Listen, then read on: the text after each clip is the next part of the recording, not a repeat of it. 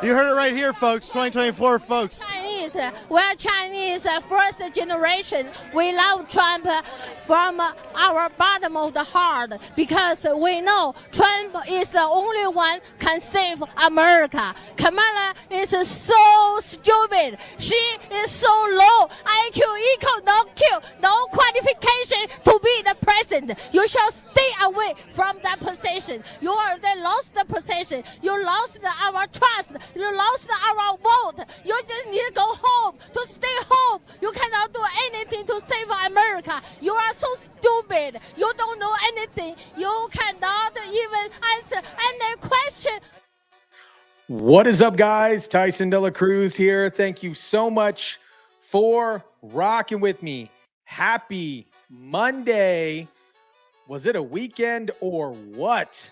Shout out to everybody watching. Shout out to everybody in the live chat.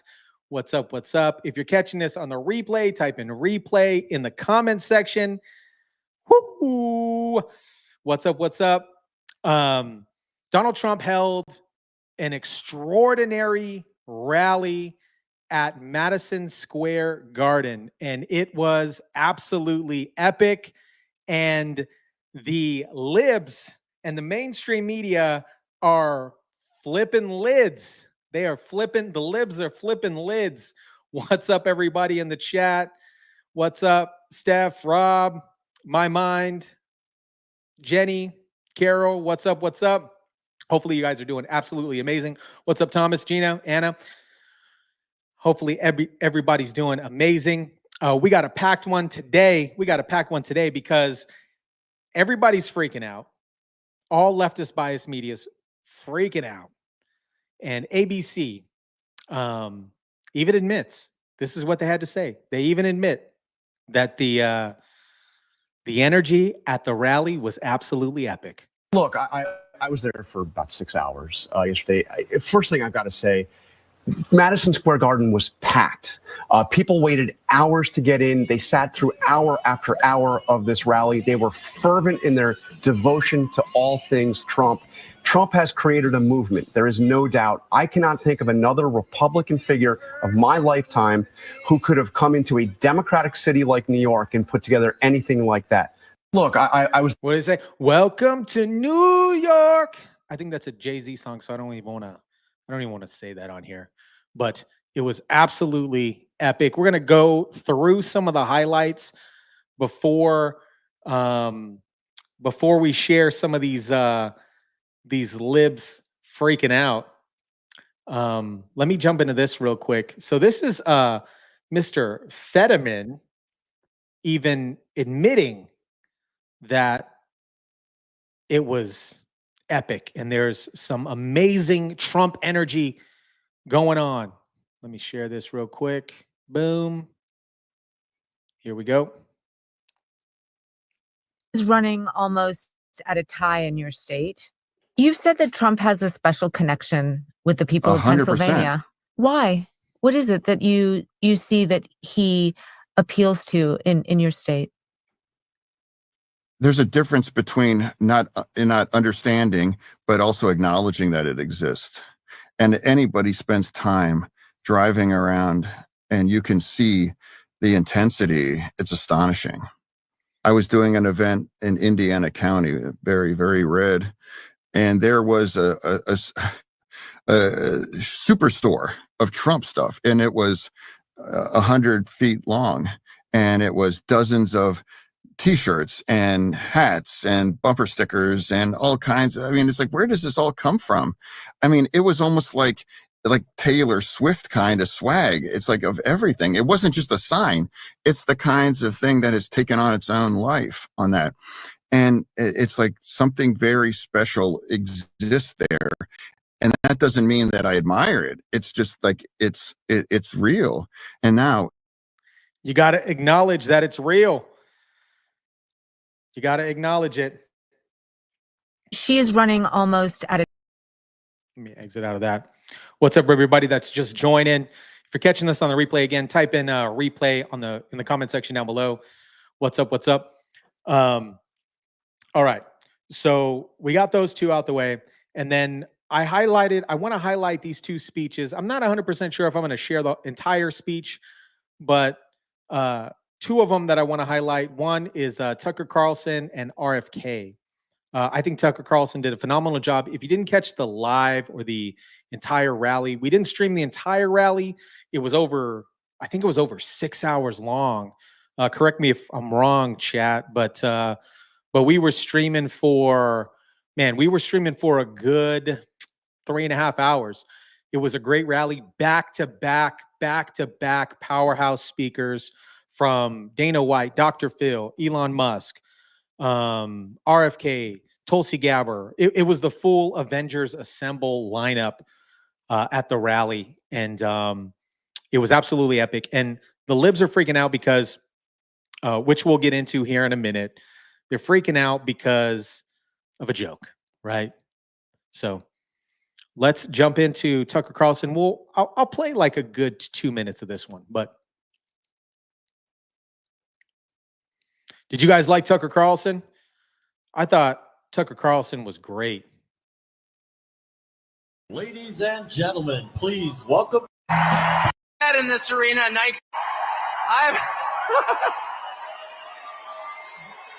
I saw the Grateful Dead in this arena in 1987. I was seated right there. How weird. It's such an honor to be here, and it's wild. Just another day following Bobby Kennedy Jr. at a Donald Trump rally in Madison Square Garden. I mean, what? That's totally normal. Liz Cheney's out there with Kamala Harris. And there's Bobby Kennedy calling to protect women's sports at a Trump rally. It's a realignment. It's unbelievable. And the fact that it's here is even sweeter. Imagine if you're, and just pause for one moment. Imagine you're Donald Trump. You're from New York City. You become famous in New York City. You make your fortune in New York City. And all of a sudden, the leadership of New York City decides they're going to destroy you because they don't like your politics. And so yeah, boo. Imagine if that were you, though. And they try and take everything that you have. They try and put you in prison. They try and put your children in prison. If that happened to you, how often do you think you'd be going back to New York City? How about never? Yeah, right. And yet exactly. He's here. It's like getting thrown out of a bar. And you think to yourself, well, all my friends are in the bar. And you approach the door and there's the bouncer like, you're not allowed in here. But from behind the bouncer, you hear the cheers of your friend, come on in! And the bouncer hangs his head in shame. He's embarrassed that he's working for the man trying to keep the most popular person out of the bar. And that's Donald Trump back in the city that produced him with no embarrassment at all, in a room full of his friends. The stones that takes, the bravery that takes is incredible. Thomas said, Tucker's so enthusiastic about Trump and he's not afraid to show it. Absolutely. I think, it was so cool to see everybody united, and they were, the left media were saying, oh, it's a Nazi rally. But it really wasn't. And then I want to share. So I'm going to jump into some RFK real quick, just a couple minutes. You guys can watch, if you haven't watched the full thing, there's a link in the description down below. But I just want to share just quick intro highlights, specifically these two, RFK and Tucker Carlson. And how cool was it that Byron came out to John Cena? It's just epic. It was just pure epicness.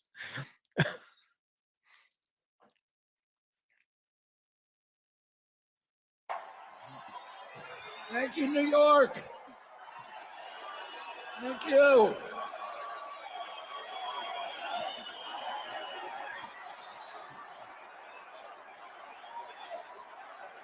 Thank you.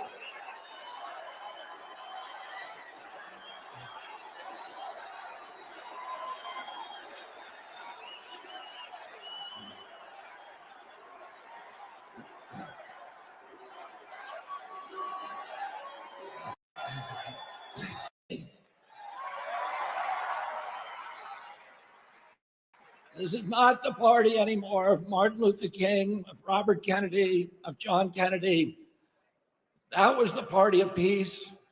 It was the party of constitutional rights, of civil rights, of freedom of speech. It was the party that wanted to protect and nurture the middle class.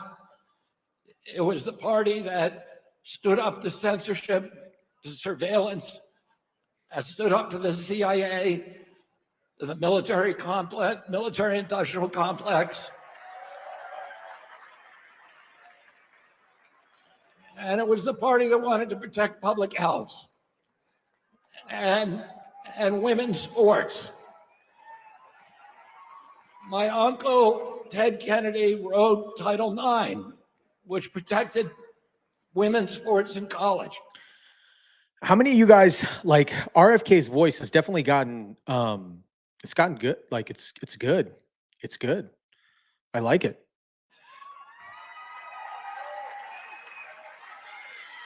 It was the party that believed in voting rights and fought for the right of every American to vote for the person of their choice.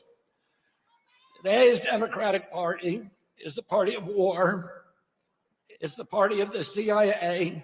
You had Kamala Harris giving a speech at the Democratic Convention that was written by neocons, that was belligerent, pugnacious, that talked about the domination of the world by the United States through our weapons of war. It's the party today that wants to divide Americans. It's the party that is dismantling women's sports by letting men play women's sports.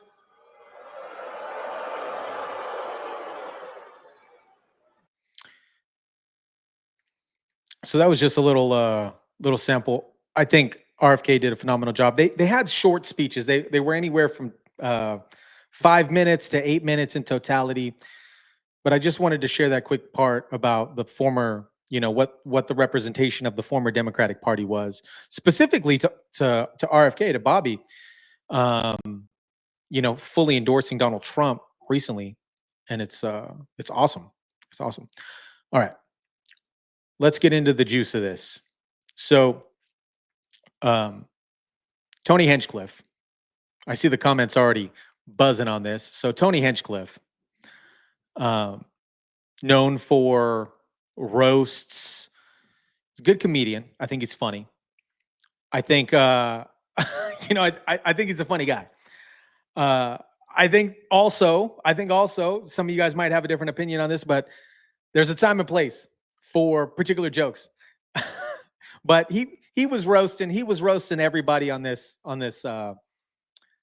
in his joke setup. So this is very different than where I'm used to performing, though. I'm used to nighttime with people drinking, not so many babies in the crowd, and people that are obviously only here for Lee Greenwood tonight. Normally, I don't make my political beliefs a known thing. It's divisive for a comedian to do that, but just know I sleep well at night knowing who I'm voting for. Yeah. When I lay down and my head hits my pillow, it is a fantastic pillow, by the way. So he goes on to talk about the pillow. I have a little bit of my pillow. I got to see California turn to absolute horrendous thing. And traveling the world, I got to see San Francisco turn into one of the most demented cities, one of the greatest downfalls I've ever seen. And that is where the other candidate worked for 2 decades. And it's absolutely wild to see. And in Texas, stuff is really, really crazy. We're right there by a wide open border. Where are my proud Latinos at tonight? You guys see what I mean? It's wide open. There's so many of them. It's absolutely incredible. So just like taking this, right? Like outside of the Trump rally, it's funny. I think it's funny. He goes on to talk about, black people and watermelons and all this other stuff. Open arms, I mean like this. So sense of humor. But and, there's is absolutely the ocean right now. Yeah. Oh, here we go. Is a boomer in the state of Ohio, and there's no convincing her of anything. She's eating the cats. She's eating the dogs. They're eating the pets up there. It is absolutely wild times. It really, really is. And, you know, there's a lot going on. Like, I don't know if you guys know this, but there's literally a floating island of garbage in the middle of the ocean right now. Yeah. I think it's called Puerto Rico. Okay. All right. Okay. We're getting there. Again, normally I don't follow the national anthem, everybody. And normally he doesn't do Trump rallies, right? So that's the joke that all the liberals are freaking out. You know, I get it. I get it on both sides, right? It's like, okay, there's a time and place for particular jokes. Everybody in the chat's saying, you know, there's a time and place for jokes, this, that, or the other thing. And I get it, right? But particularly because the rhetoric around this rally was so Hitler-esque or whatever, but and they're gonna look for something, right? They're gonna look for something to bash on.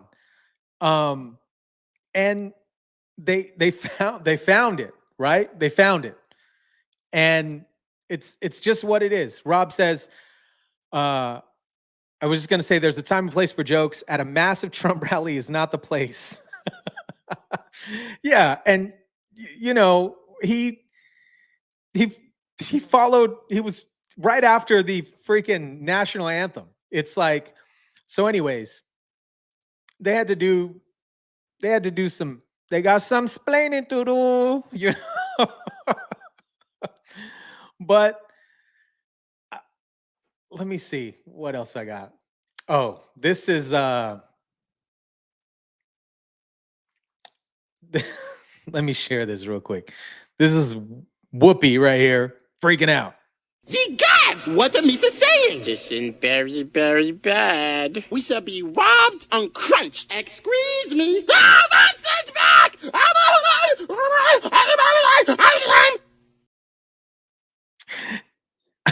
And then we have AOC freaking out too. She went on live MSNBC to talk about this. So Congressman, last night, right here in New York City, your hometown, Donald Trump held a packed rally at Madison Square Garden. And to be honest, he looked quite handsome. He looked young, energetic, and very hot and handsome. He was doing the shimmy and everything. So did he invite you to this rally? He did not. No, I did not get invited to the rally. And you know what? My whole family went to the friggin' rally. When I asked my mamacita, I said, Ma, a donde va usted? Where you going, mamacita? She said, Mia, we going to dance with Papi Trump at El Rally, Mia. And they all say they had the greatest time ever. And okay, he did look super hot and handsome up there. And I absolutely love how he moves his butt when he does the shimmy and all. But why did he bring out that woman with him? I mean, what the hell? That woman is his wife, Congresswoman. Her name is Melania Trump.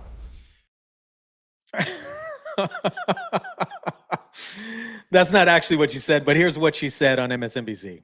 So, Congressman, last night, right here in New York City, your hometown, Donald Trump held a packed rally at Madison Square Garden, and a number of speakers used downright racist and offensive language, no more so than the so-called comedian who said that Puerto Rico was an island of garbage.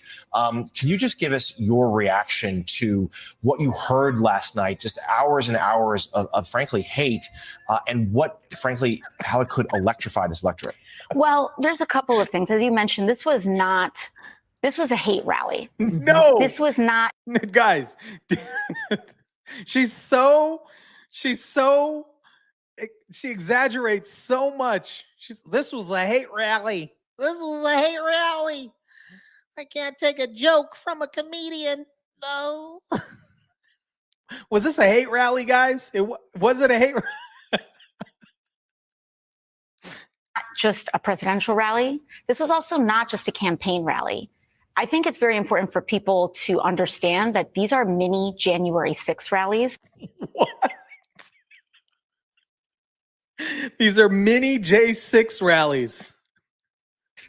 These are mini Stop the Steal rallies. These are rallies to prime an electorate into rejecting the results of an election if it doesn't go the way that they want. Because Donald Trump and that entire cadre of people up on that stage, Stephen Miller, etc., do not respect the law of the United States of America. And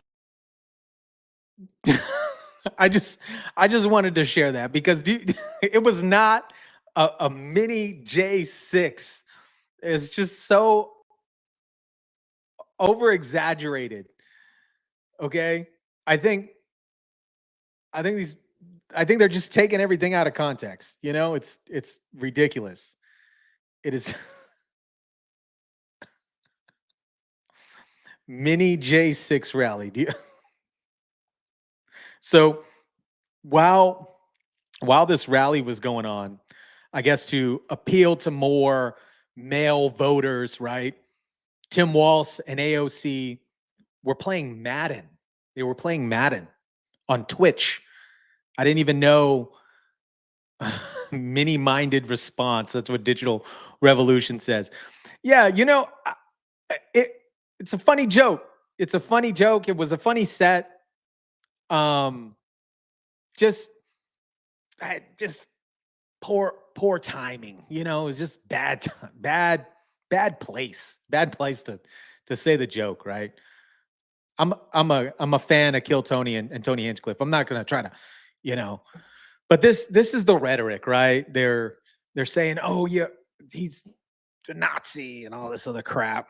But anyways, so AOC and Tim Walz were playing Madden, and I didn't even know AOC plays Madden. I don't even play Madden. Who is that jackwad? Who is that guy? Actually, I think that's Tony Hinchcliffe, which is super disappointing. I mean, he's a comedian. It's what they think about anyone who makes less money than them. It's what they think about the people who serve them food in a restaurant. It's what. Okay. Sorry, I had to cut that. But a week ago, she was talking about, I think she was being fairly disrespectful to middle-class people or just people that work at McDonald's, right? When she was saying things about Donald Trump going to work at McDonald's. And they put on she says, oh, they put on a costume. No, this is the uniform. That's what people wear when they work. But they think about the people who fold their clothes in a store. If you have someone that's not there to harvest the crops that show up in your grocery store. Who is that jackwad? Who is that guy? What do you guys think about this so far? Like, it's comedians do it again. I don't think any comedian should be. Yeah, good point. You know, I'm going to get into that. She says, I don't think any comedian should be at political rallies at this point in time. Yeah. You know, it's interesting because George Lopez was at a Kamala Harris rally, and he made jokes about he made jokes about Mexicans, which we'll jump into here in a minute.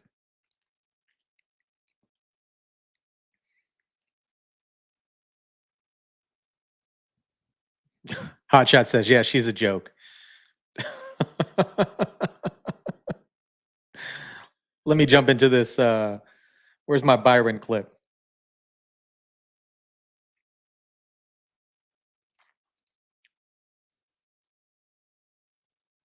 Here's my Byron clip right here.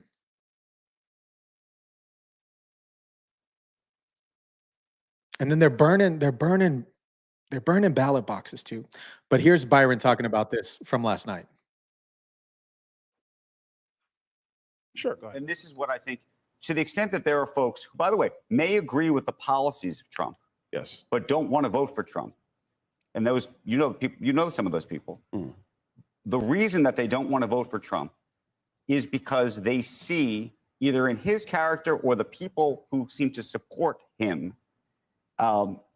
seem to be engaged in that or willing to engage in that, right? Because what you don't see, you don't go to other rallies for Harris or see in a Harris rally that kind of vitriol. It just you see. Look, I don't think you do. Kamala Harris spends half her time talking about her rival as Hitler, after he's been There have been attempts on his life, not once, but twice. She's doing it right now. Every Democrat official at these rallies refers to him as Adolf Hitler. You got Hillary Clinton running around there hawking her book that nobody wants to buy, frankly. And she's talking about how this is akin to 1939. Are you out of your mind? You want to talk about rhetoric? Let's compare, but let me go back. We are talking about the comments of a comedian. And everybody's going to forget it in 48 hours. The real joke in America is the terrible policy of Kamala Harris. Let's talk specifically about Puerto Ricans in America today. Puerto Ricans have had to live under the same inflation unleashed by Kamala Harris. And that's not a joke, but they got to live with it. Puerto Ricans today are living under the same terrible border policies that Joe Biden and Kamala Harris unleashed. That's a terrible joke on the American people. We should be focused on that. And then Vivek. Question for you. They asked, this is what I they think. asked Vivek about this as well. Let's see. Where's my Vivek? Where's it at?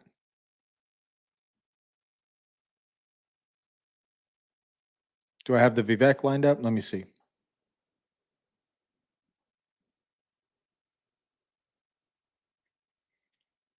I don't know where it's at. But they had Vivek on, and Vivek said the same thing, talking about George Lopez and that situation with George Lopez.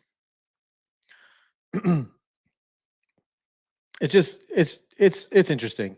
It's interesting. Here's here it is right here.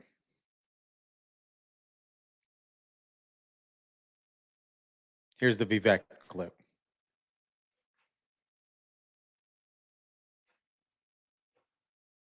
Carolyn Leavitt on Fox earlier saying the joke doesn't reflect the views of President Trump or our campaign, specifically talking about the Puerto Rico joke. But also she said the crowd, they didn't mind.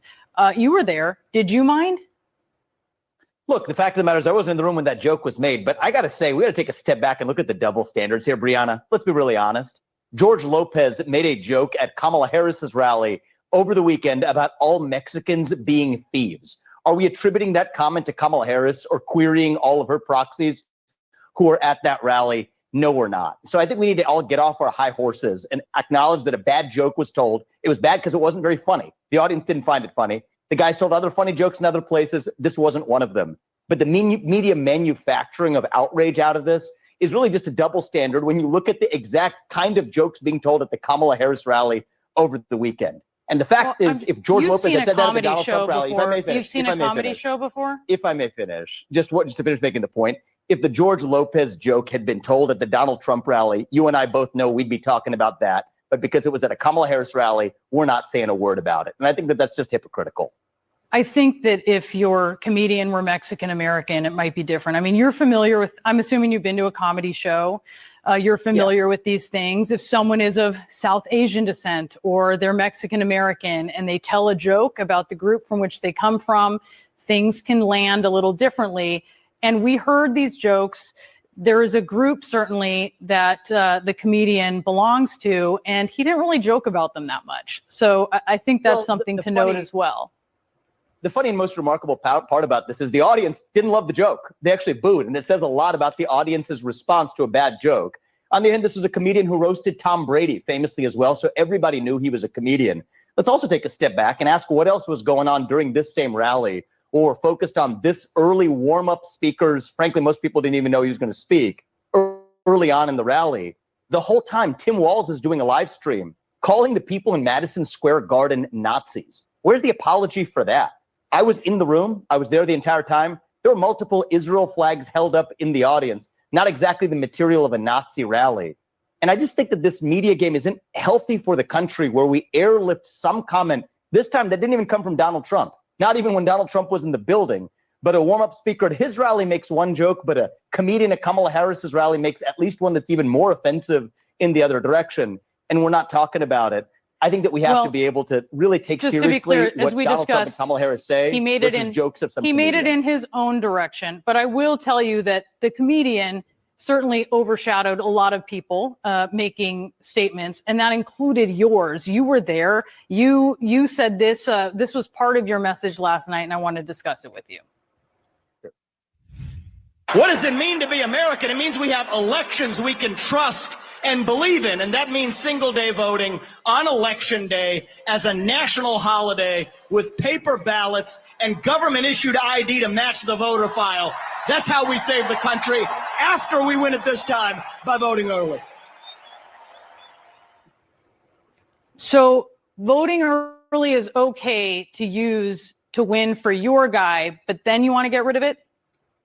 I think you got to play by the rules you have in order to change them to what they should be. Just like people should pay taxes as required by the tax code, who may otherwise favor changing the tax code. The same applies to the way we conduct elections. And if I may for a second, you brought up Puerto Rico before.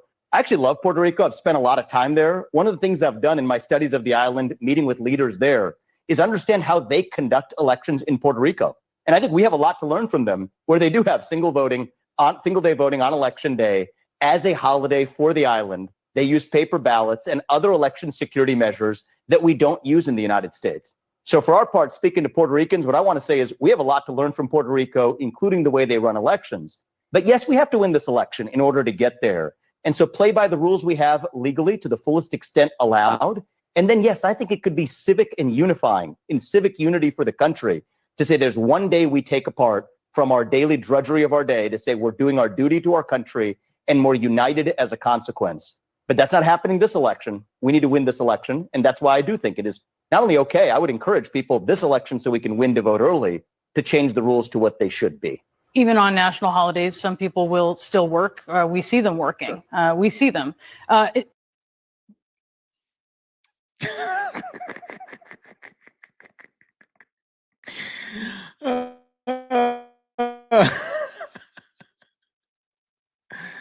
Oh, man. Meanwhile, they're freaking out.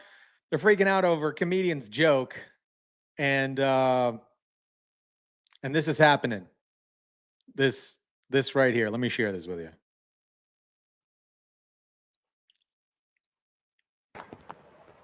This is happening.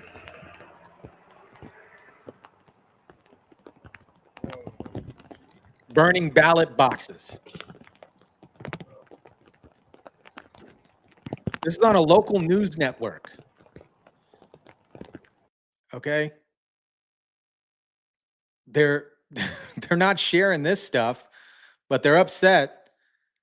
Oh, here's MSNBC covered it. MSDNC. Breaking news from the Pacific Northwest. State election officials are working to determine how many ballots were destroyed overnight after 2 apparent arson attacks. Drop-off ballot boxes were apparently targeted in Vancouver, Washington, and Portland, Oregon.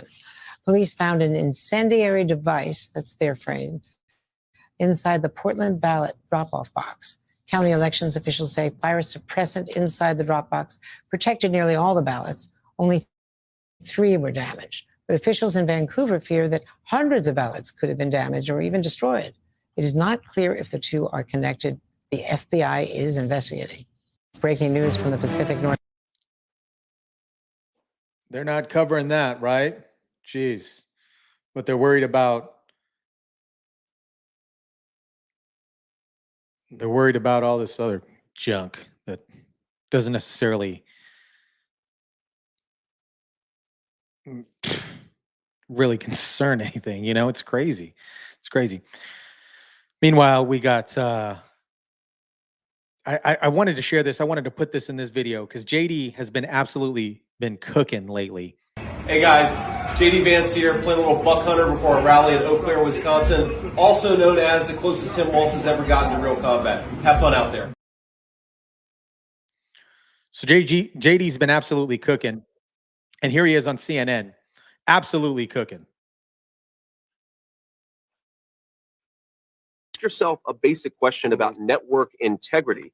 You guys talked about the Russia hoax nonstop. The FBI was investigating it. The FBI was investigating it, and so we recovered them. And so you took the words of unnamed FBI agents and put them on your network as if they were the gospel truth. You did it again and again. A viewer of your network would have believed that Donald Trump and Vladimir Putin conspired in 2016. No. That was totally and preposterously false. No. Well, that's what you just said is false. We covered an FBI investigation. I don't know why you want to talk about the FBI investigation. You covered it in a way that gave credence to anonymous sources' accusations. You did it yourself. Your network did it, Jake.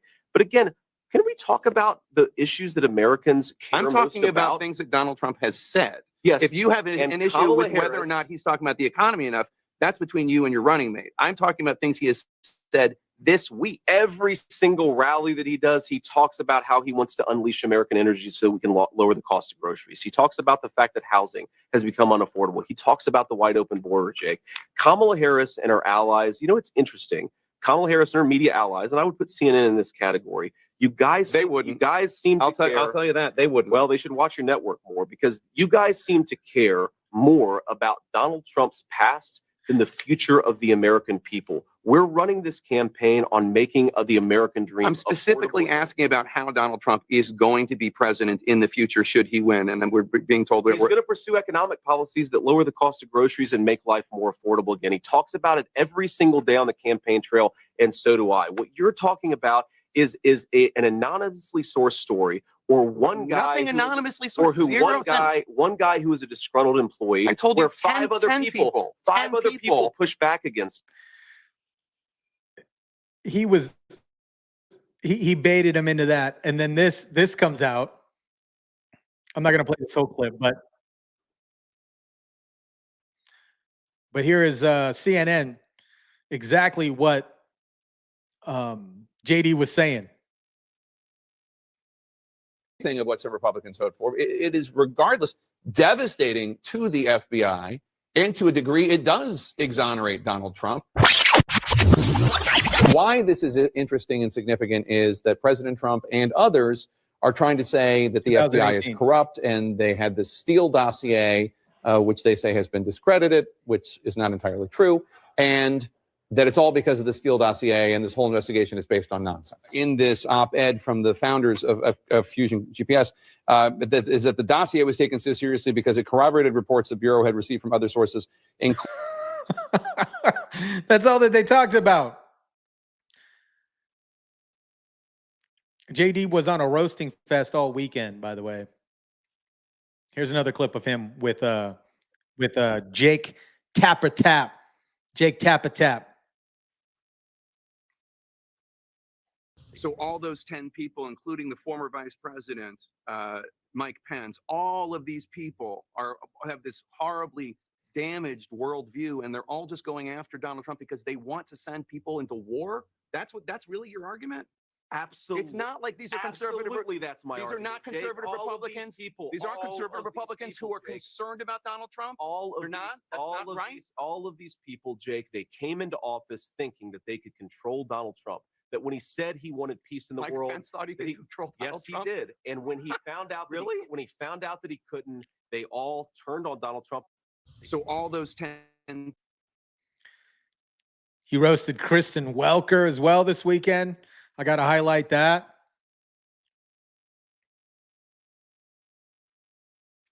This is him on Face the Nation. He's just been on a roasting spree. And the Director of National Intelligence. The FBI and the Director of National Intelligence on Friday said Russia is behind a fake video that is circulating of someone tearing up ballots in Pennsylvania, the state we're sitting in right now. They assess Russia will release more media like this in the coming weeks. What price should Moscow pay for trying to manipulate American voters? Well, look, I think a lot of countries are going to try to manipulate our voters. They're going to try to manipulate our elections. That's what they do. I think the bigger question is what is in our best interest vis-a-vis Russia, not what price Russia should pay for putting out social media videos. And I think what's in our best interest vis-a-vis Russia is in particular for them to stop supporting the Iranians as the Iranians engage in acts of aggression. And I think when it comes to Europe, it's important for the killing to stop in Russia and Ukraine.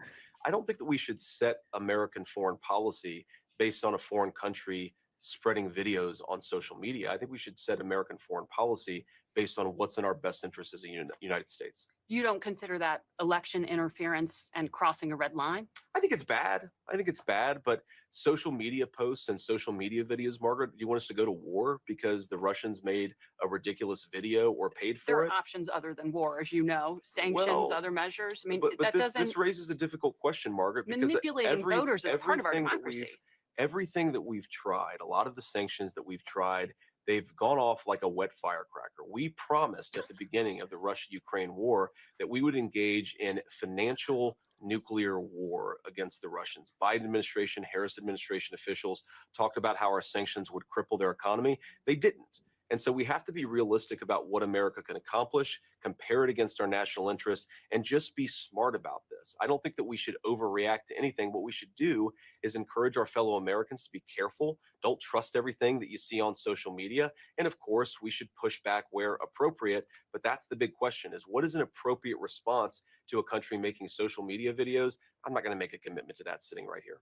Do you have full confidence that the state of Pennsylvania and the election officials here are administering this election fairly? Do you foresee litigation in this state? Look, I think that they're doing a good job.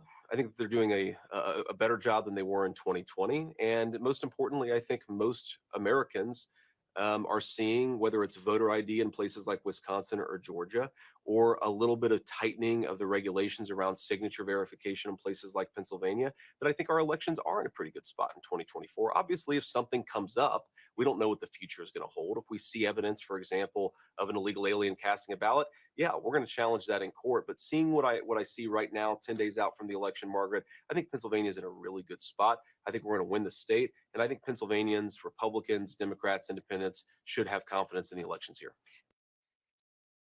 Here's him with Kristen Welker on Meet the Press. A broad hacking campaign targeting the phones of both presidential campaigns, highlighting the threat that China poses to this country. And yet Donald Trump recently called his domestic political opponents, quote, the enemy from within, and said they are more dangerous than Russia and China. Do you believe that people like Adam Schiff and Nancy Pelosi are more dangerous than Russia and China? Well, I think what Donald Trump said is that those folks pose a greater threat to United States' peace and security because America is strong enough to stand up to any foreign Do you adversary. agree with him? They pose a larger threat to the United States than Russia and China? What he said, and I do agree with this, what he said is that the biggest threat we have in our country, it's not a foreign adversary because we can handle these guys. We can handle foreign conflicts. We can handle, look, under Nancy Pelosi's long life in public leadership, the United States has gone from the preeminent industrial power of the world to second next to China. That fundamentally belongs on Nancy Pelosi's shoulders. And if we're going to have a more prosperous country, we've got to recognize our own leadership is why we lost our industrial base to China. Our own leadership is failing to lead this country into peace and prosperity. And of course, Kamala Harris, look, when I look at the biggest threats to America, Kristen, I think the fact that people can't afford groceries, the fact that we can't meet our recruitment goals in the military, the fact that Americans have a wide open southern border, that's a way bigger threat than any foreign threat. And yes, it's caused by broken leadership. So this JD was cooking them. JD was cooking them all weekend. This is so this one's about a minute. This is Grant Cardone. He was talking about Mark Cuban. What is going on with Mark Cuban, by the way? Oh my gosh. I got a video that I'm going to share with you guys here after this one, I think. What is going on with Mark Cuban here? So here's Grant Cardone talking about here's Grant Cardone speaking about Mark Cuban. Sorry, I had a lot of uhs in there. She wants to tax unrealized capital gains. No, this is in complete gone. Not even her simp Mark Cuban can sell this. Even Marky Boy says this would destroy the global economy and take the USA down with it.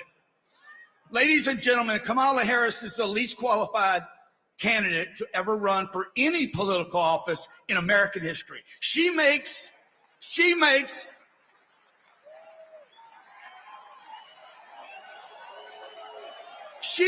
her boss look competent. she's a fake. I'm not here to invalidate her. She's a fake, a fraud. She's a pretender. Her and her pimp handlers will destroy our country. They will. They've already crippled the dollar, manufactured inflation, imported a virus, censored your voices, funded transgender surgeries, and made empty promises to the middle class for 50 years. This election has to be more than a victory. It needs to be a landslide. Unrealized capital gains is that is a crazy policy plan that she has here. It's absolutely nuts. That would absolutely destroy the economy. It really, really would. Here's JD Vance talking about Kamala Harris at the MSG rally. Now, the other day, CNN asked if she had made any mistakes as vice president. Now, here's what she actually said, and I am quoting word for word. She said, in my role as vice president, I mean, I probably worked very hard at making sure that I am well-versed on issues, and I think that is very important. In my role as vice president, I mean, I've probably worked very hard at making sure that I am well versed on issues, and I think that is very important. It's a mistake not to be well versed on an issue and feel compelled to answer a question. It's a mistake not to be well versed on an issue and feel compelled to answer a question. Now, I have no idea what any of that means, and frankly, neither do any of you. None of us know what the hell she says. Now, she may not be able to name any of her mistakes, but the American people sure can. Absolutely, 100%. It's your mofo butter laying me to the bone, jacking me up.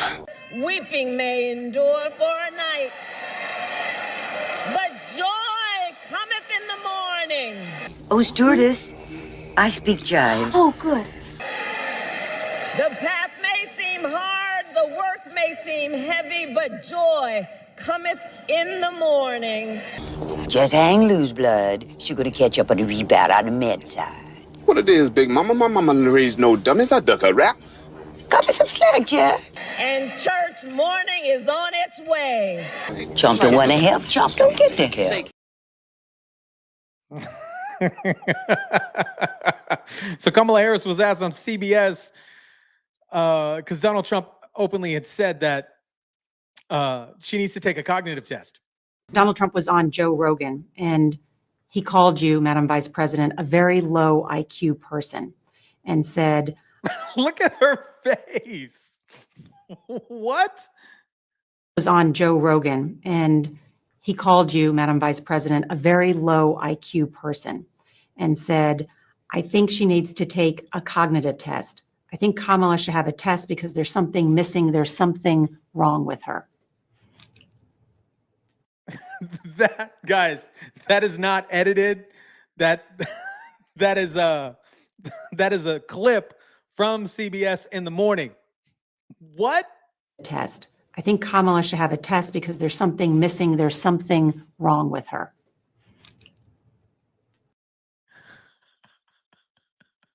Kamala Harris went to, just like she bites off everything else that Donald Trump does, she went to go visit a barber shop. And it's equally as cringe.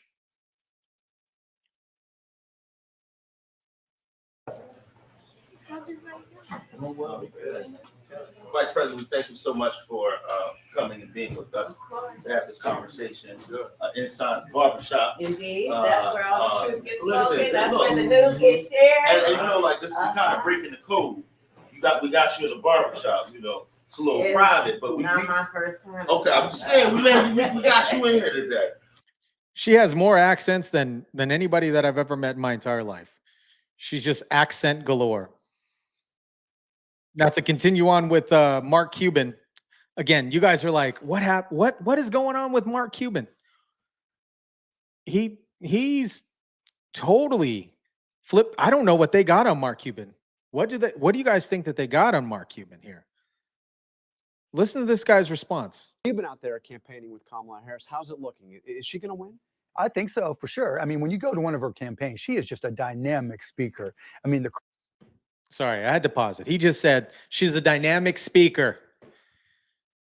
She's a dynamic speaker. When has she been dynamic?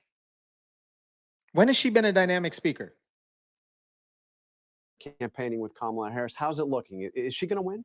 I think so, for sure. I mean, when you go to one of her campaigns, she is just a dynamic speaker. I mean, the crowd is engaged. The energy is off the charts. I mean, if that's any indication, she's going to win easily. So I've heard you say a couple times that she's not a good salesperson. Right. Isn't that important, not just in a campaign, but in being president? Well, there's different types of salespeople, right? There are salespeople with lousy products that have to oversell. That's Donald Trump. Then there's other salespeople who may not be as boisterous and relentless, but know that they have a great product, so they don't have to be boisterous and relentless. That's Kamala Harris. You've been out there campaigning. You guys are saying that Cuban must look at this. Cuban must be on the D list. He must be on the D list. My mind. Mark Cuban's in a clown emoji. What happened to Mark Cuban? I have no idea what happened to Mark Cuban. Margaret says Mark understands Kamala. It is getting absolutely ridiculous with all this rhetoric. Tomorrow,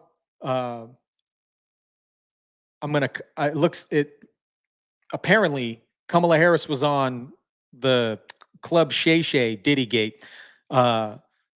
Apparently Kamala Harris was on Club Shay Shay, Shannon Sharp's podcast, and it didn't go as planned, just like any other unteleprompted, unscripted interview.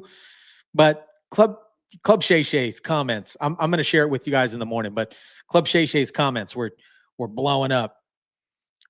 Tony says, Mark Cuban must be brainwashed. Too much hair dye.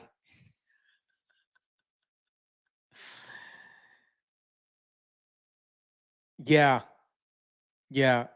It's funny how all of a sudden Kamala Harris, after the Jesus is Lord comment at her rally, she does a speech at a church to fix all of the brokenness on what happened. This is exactly what it reminds me. That's why I don't want to bombard you guys with Kamala Harris talk and word salad jargon, but this is what it reminds me of anytime I see or listen to Kamala Harris. And I got to do it.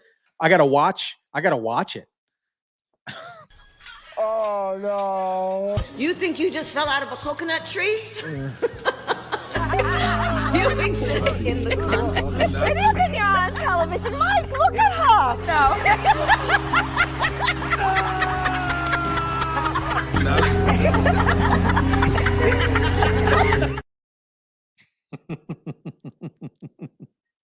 Oh, man. I'm going to go through some of these comments here. Mark Cuban's on the D list. Oh, yeah. Big time. Big time. Big time. He likes, oh, here we go. He likes to party on an island. Yeah. I got to watch these clips. And sometimes when I go on these lives, I'm all of a sudden talking like Joe Biden or Kamala Harris just because I'm watching the clips. I'm cutting them up. And I feel like Kamala Harris when she was on MSDNC and they asked her that she needs to take cognitive tests. I feel like I just feel lost. Too much Kamala. Thomas says no Christian pastor who follows God should allow Kamala Harris in his church unless she is there to repent and seek Jesus in her life. 100%. Judy says, Kamala Harris doesn't speak multiple languages. She speaks multiple accents. She has more accents than anything. It is gross. Why didn't that church not think about how she kicked out people at the rally the other day. Absolutely. So hypocritical. So hypocritical. 100%. Well, cool, guys. If you're catching this on the replay, type in replay in the comment section down below. If you're catching this, you guys are catching this in the live. Let me read this one last comment. I think it's fake outrage. Yeah, George Lopez made a joke about the wall needing to be built in 24 hours. Yep. Yeah. And then let me know what you guys think about this. If you're catching this on the replay, drop it in the comments. Let me know what you think about these, the joke from Tony Hinchcliffe and how the leftist media is blowing it out of proportion. They're blowing it out of proportion. They're not talking about the real things at stake here. A, he's a comedian. I think bad timing or bad placement of the joke. But hey, it is what it is. Byron Donaldson said it the best. He said, in 48 hours, it'll be gone. But anyways, shout out to all the moderators in the chat. Shout out to all the mods. We got some of the best mods in the business. Thomas says, don't forget to hit the like button. Don't forget to share and subscribe. Shout out to that. And shout out to everybody in the chat, in the live chat. Really, really appreciate each and every single one of you. Drop your comments down below. Smash the like button, guys. And I am out of here. I will catch you guys on the next one. Truly appreciate each and every single one of you. Chat soon.